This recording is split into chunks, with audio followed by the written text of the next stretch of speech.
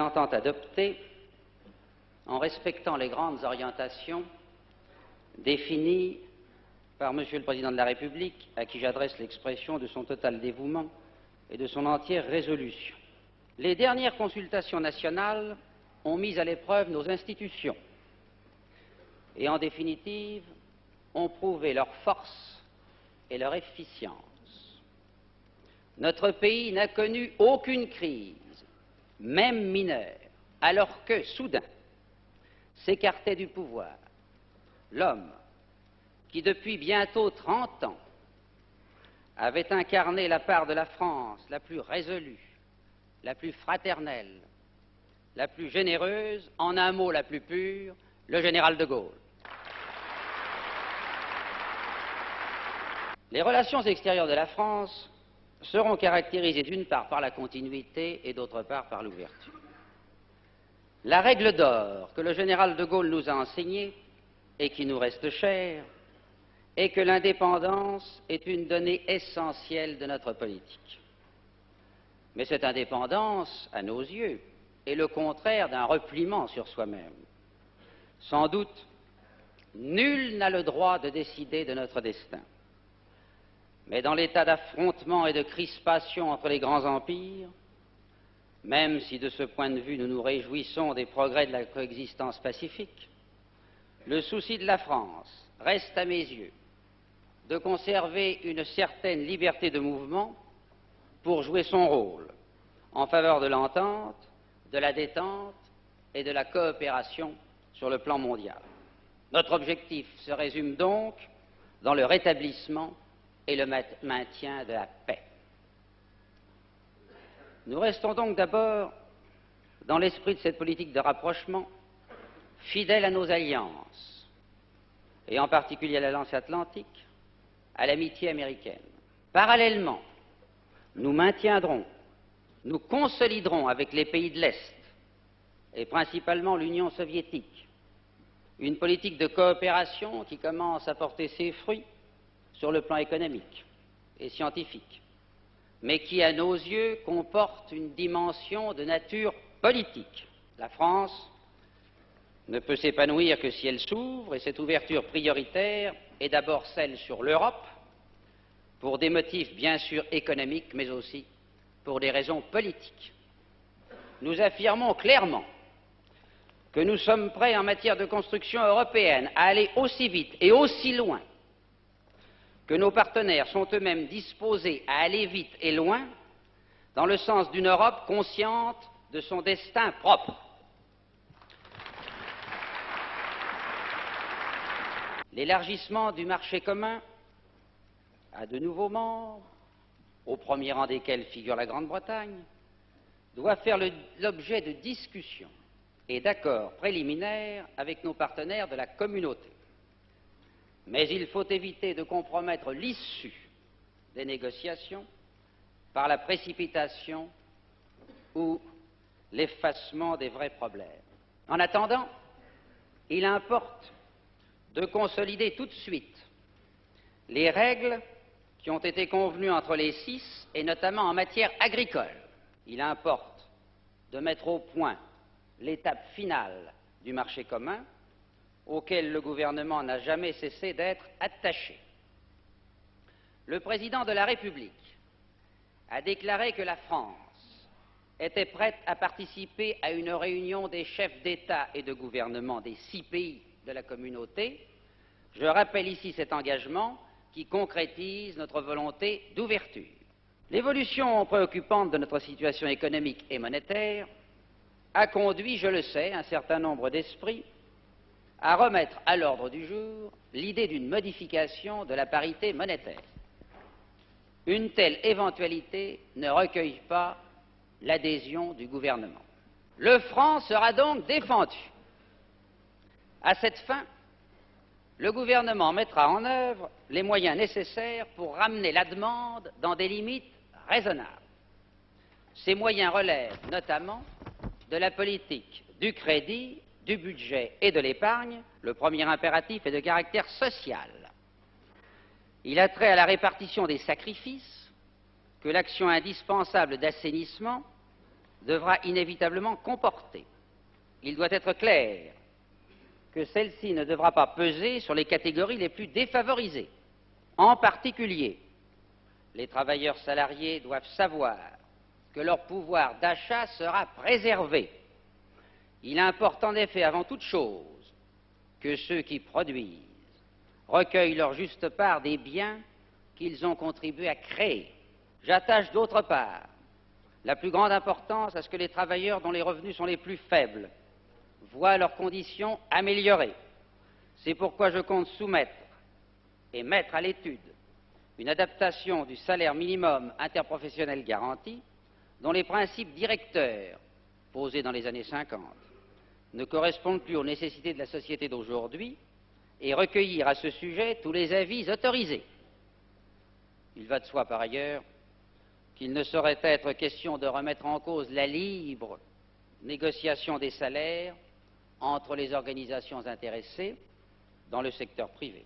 Le second impératif que devra respecter l'action indispensable d'assainissement est de ne pas compromettre la poursuite ultérieure de l'expansion. Ces deux impératifs d'ordre social et économique que je viens d'évoquer ont conduit Monsieur le Président de la République a recommandé un certain nombre de mesures d'ordre principalement social. Ces mesures, relatives à la fiscalité, à l'indemnisation des rapatriés, à la situation des commerçants et artisans, au sort des personnes âgées et des handicapés, ainsi qu'à la politique agricole, seront bien entendu prises. L'essor de l'industrie commande la réalisation de tous nos objectifs économiques fondamentaux. Qu'il s'agisse de la croissance du revenu national, du maintien du plein emploi ou de l'équilibre du commerce extérieur. C'est-à-dire que l'importance d'une politique industrielle efficace est véritablement capitale. Elle passe donc aussi bien par un vaste effort de formation professionnelle que par la mise en place d'infrastructures adaptées. Je veux enfin rappeler que la France a de façon irrévocable rejeter les tentations et les facilités de l'isolement. Cela implique en particulier qu'elle adopte vis-à-vis des investissements étrangers, sans esprit de démission, une attitude ouverte. La poursuite de la modernisation de l'agriculture, le développement des débouchés, grâce notamment à l'extension des industries agricoles et l'interpénétration croissante de ces deux grands secteurs d'activité doivent contribuer à résoudre les graves problèmes posés par notre mutation agricole. Cette organisation devra, d'autre part, permettre de consolider, chaque fois que cela sera possible, les exploitations de type familial qui, ne l'oublions pas, restent le fondement même de notre agriculture.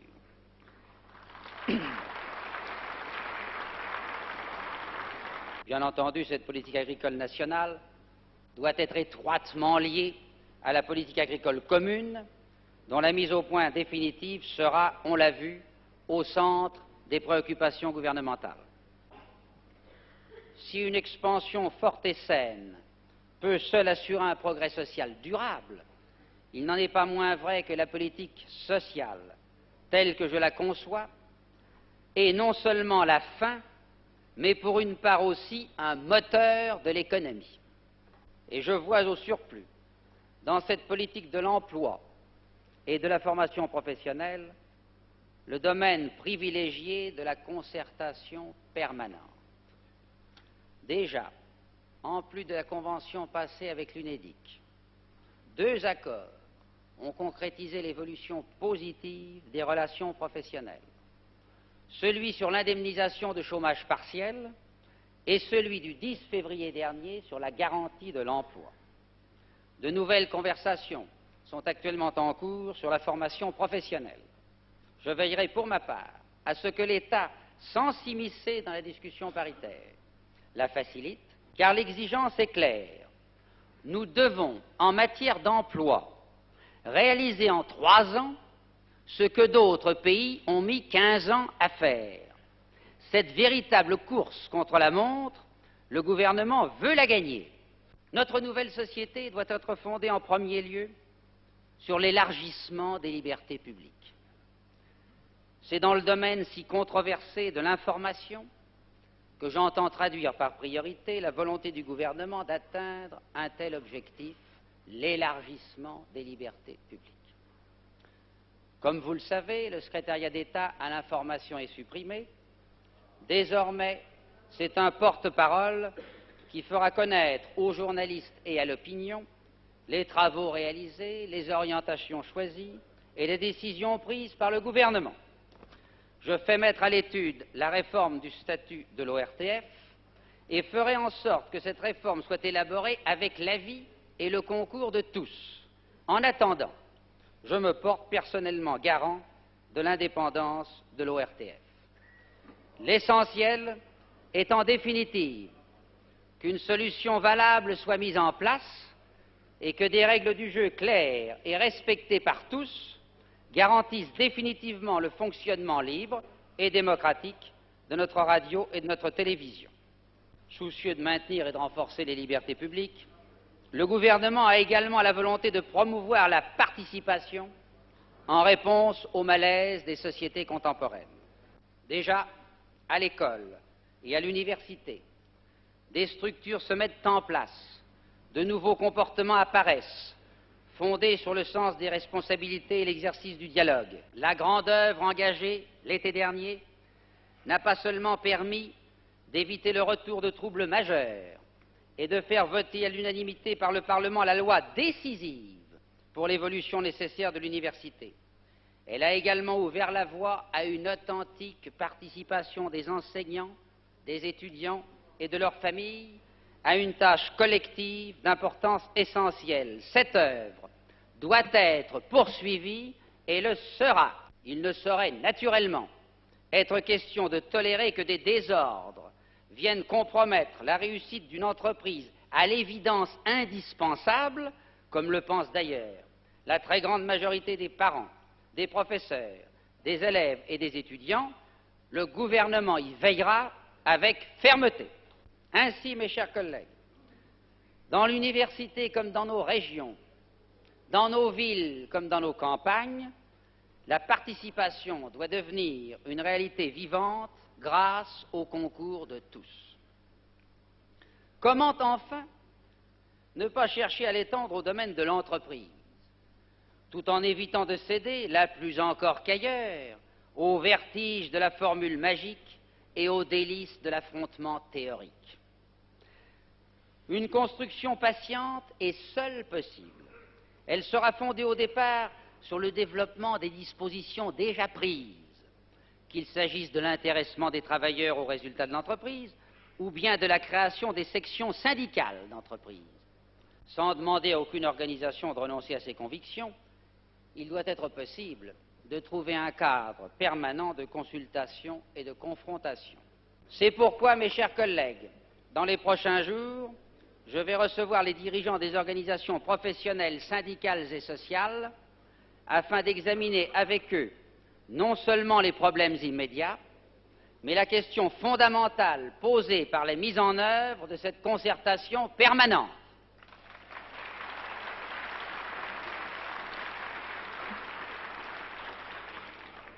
La nouvelle société que nous devons construire doit être aussi, faut-il le dire, une société solidaire. Solidaire, certes, à l'égard des faibles et des malchanceux, et à cet égard figurent au premier rang de nos préoccupations les mal logés, les personnes âgées, les handicapés et les veuves. Mais je n'aurais garde d'oublier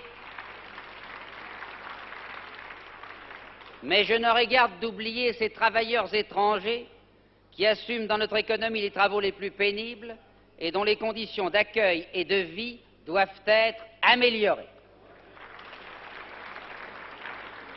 Mais l'administration est elle aussi concernée.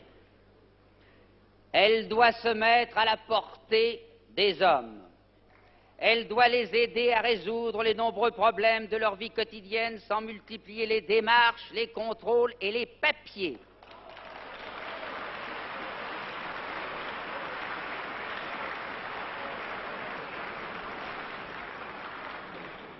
Elle doit, en un mot, faciliter et non compliquer les problèmes de chacun. À cette tâche considérable et de longue portée, j'entends consacrer tous mes soins et trouver avec tous ceux qui s'intéressent à la vie des Français les formules, les procédures qui permettront de réaliser la décolonisation administrative qui est aujourd'hui nécessaire.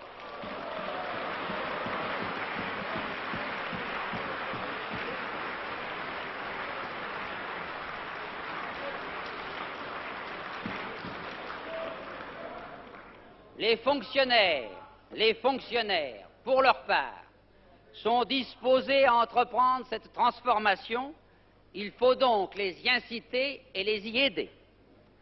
J'ai prescrit une réflexion visant à réorganiser et alléger les administrations centrales et à réprimer l'usage abusif des contrôles financiers a priori, de façon à dégager et éventuellement à pouvoir sanctionner la responsabilité enfin réapparue des gestionnaires. Cette réforme aura pour couronnement la refonte des structures gouvernementales elles-mêmes. Une telle action n'a jamais pu être entreprise et par conséquent menée à bien, car il y manquait l'accord général de tous les membres du gouvernement. Cet accord est fait, et en premier lieu avec Monsieur le ministre de l'Économie nationale et des Finances, ce qui doit nous permettre d'aboutir. Notre pays doit être en possession de tous ses moyens physiques et intellectuels. Cela exige que nous accordions une priorité à l'amélioration de ces moyens par le développement des activités culturelles et sportives, par la réforme et la démocratisation de nos enseignements, par l'éducation permanente dont les premiers jalons ont été plantés. Il faut en particulier relancer vigoureusement le sport à l'école,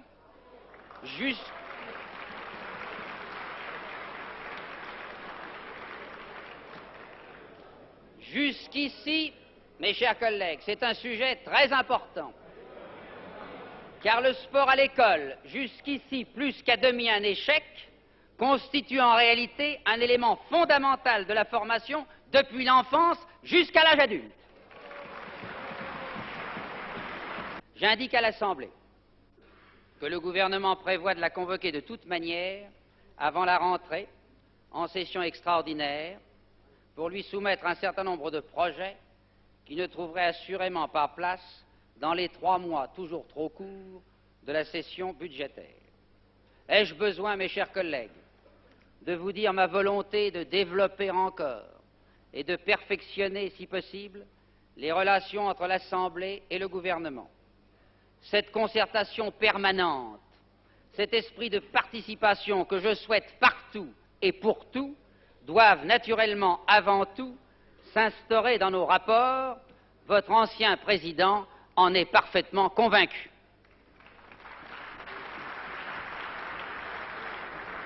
Ce gouvernement veut être celui de la réconciliation et de l'action. Pour moi, toutes les guerres sont terminées. La guerre des républiques aussi est terminée. Et c'est à la République une et indivisible que je convie à se rallier tous les hommes de bonne volonté. Est-il besoin de souligner que la composition et les intentions du gouvernement sont explicites à cet égard? Si le gouvernement trouve dans la majorité un appui naturel, il n'en reconnaît pas moins les droits, l'utilité et la nécessité de l'opposition. Mais il ne faut pas que règne entre majorité et opposition un climat de guerre civile. Toutes les opinions peuvent être avancées, mais elles doivent s'exprimer dignement et surtout dans le respect profond que chacun doit à l'opinion d'autrui. Voilà, mesdames et messieurs, mes chers collègues, ce que je vous propose d'entreprendre. Mais la prospérité, le progrès, la paix se méritent au prix de grands efforts, d'immenses efforts. Je ne serai pas avare des miens. Ne soyez pas ménagés des vôtres. Accordez-nous l'aide et la confiance dont le gouvernement a besoin pour assurer l'avenir de la France et, pourquoi pas, le bonheur des Français.